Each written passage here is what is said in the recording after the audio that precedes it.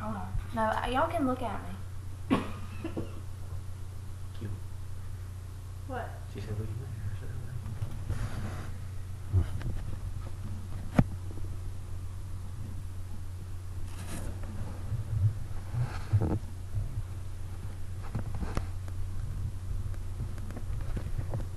My name is Anna Forster, and I'm giving a personal experience speech.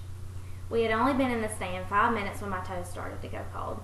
By 10 minutes, I had lost all feeling in them at all.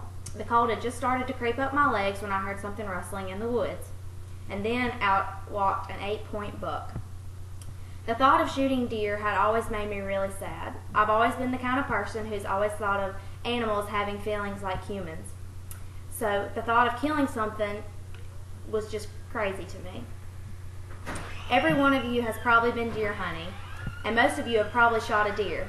Those of you that are animal lovers probably know what I mean when I talk about how hard it is to kill an animal. I shot my first deer a couple of months ago when I went hunting with my boyfriend Cody. Even though shooting animals is still really hard for me, I had a really good reason to shoot the buck. One of the reasons that I killed the buck was because I knew that the longer we stayed in the stand, the colder it was going to get. On that particular day, I hadn't worn enough clothes underneath my coveralls to keep me warm. I had also made a promise to my boyfriend Cody that I was going to shoot a deer if it was an 8-point or bigger. I told him I wasn't going to shoot a mama or a baby, but that I would shoot a buck.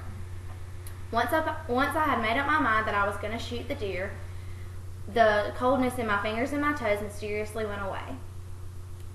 I then realized why people enjoy hunting. The adrenaline that started pumping through my veins as I pulled the trigger was like nothing I'd ever felt before. I vaguely remember Cody saying something like, "Pull your safety off and pull the gun into your shoulder," but I wasn't listening. I was too excited about shooting the deer. After I shot the deer and he dropped to the ground, I was really upset because he was still twitching and turning around. I was afraid I had just harmed him and that he wasn't really dead. But once I saw that he was dead, I was really proud of myself for shooting him so accurately. The first thing I did was to call my dad and tell him that I had shot an 8-point. Killing animals still makes me really sad, but I found a new respect for hunters. I now see why people enjoy it so much.